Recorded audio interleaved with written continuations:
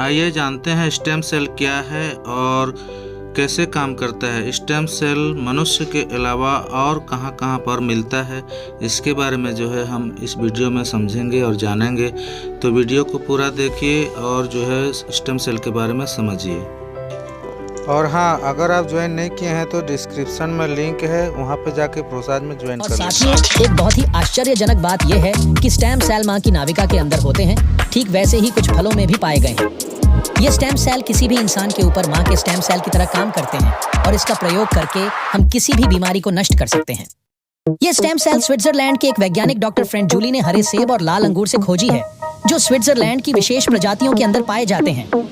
इस सेब को मेलिस डोमेस्टिका और अंगूर को सोलर बिट्स बोलते हैं। मां की नाभिका से मिलने वाले स्टेम सेल सिर्फ बच्चे और उनके माता पिता के ही काम आ सकते हैं, लेकिन इस फलों से मिलने वाले स्टेम सेल किसी भी इंसान के ऊपर मां के स्टेम सेल की तरह काम करते हैं और इसका प्रयोग करके हम किसी भी बीमारी को नष्ट कर सकते हैं।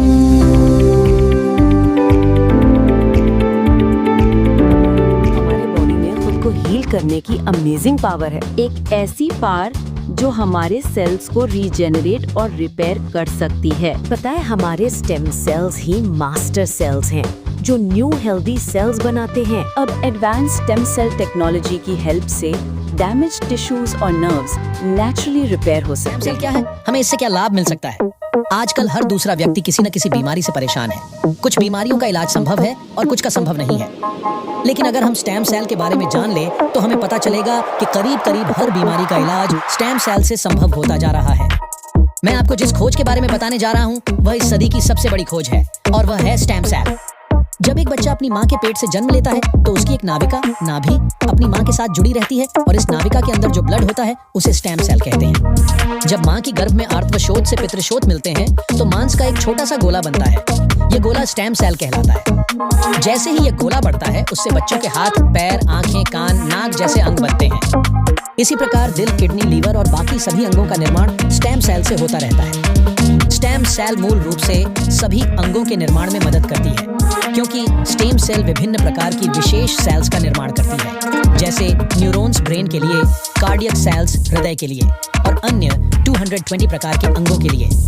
अगर हम इस नाभिका और इसके अंदर के स्टेम सेल को संभाल कर रखें तो आने वाले 25-30 साल तक बच्चों को गंभीर बीमारियों से बचाया जा सकता है। जब बच्चे को कोई रोग हो जाए तो संभाली गई नाभिका से स्टेम सेल को निकालकर उनको विशेष सेल्स में परिवर्तित कर बच्चों के शरीर में इंजेक्ट कर दिया जाता है।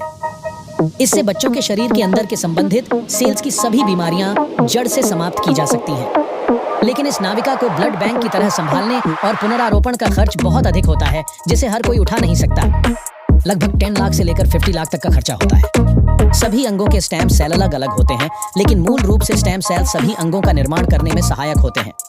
उदाहरण के तौर पर मान लीजिए कि पैनक्रियाज ग्रंथि के कुछ स्टेम सेल नष्ट हो गए हैं, कुछ कमजोर हो गए हैं और कुछ अच्छे हैं, लेकिन अपने सही स्थान पर स्थानांतरित नहीं हो पा रहे हैं। इस स्थिति में पैनक्रियाज ग्रंथि का उपचार स्टेम सेल से किया जा सकता है, जिससे पैनक्रियाज ग्रंथि को नया जीवन दिया जा सकता है। दोस्तों, अब आपको स्टेम सेल के बारे में समझ आ गई होगी और यह कितना महत्वपूर्ण है। इसी बात को समझाते हुए भारत के प्रधानमंत्री श्री नरेंद्र मोदी जी ने स्टेम सेल की रिसर्च में काफी दिलचस्पी ली थी। आप गूगल पर सर्च करके देख सकते हैं। और साथियों, एक बहुत ही आश्चर्यजनक बात यह है कि स्टेम सेल मां की नाभिका के अंदर होते हैं, ठीक वैसे ही कुछ फलों में भी पाए गए हैं।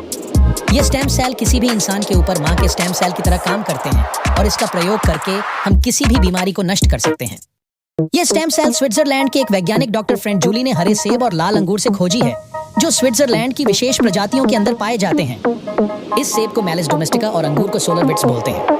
मां की नाभिका से मिलने वाले स्टेम सेल सिर्फ बच्चे और उनके माता पिता के ही काम आ सकते हैं, लेकिन इस फलों से मिलने वाले स्टेम सेल किसी भी इंसान के ऊपर मां के स्टेम सेल की तरह काम करते हैं और इसका प्रयोग करके हम किसी भी बीमारी को नष्ट कर सकते हैं। और फलों से पाए जाने वाले यह स्टेम सेल पूरी मानव जाति के काम आ रहे हैं। सालों की मेहनत के बाद काफी देशों में लाखों लोगों के इलाज में यह स्टेम सेल सहायक हो चुके हैं।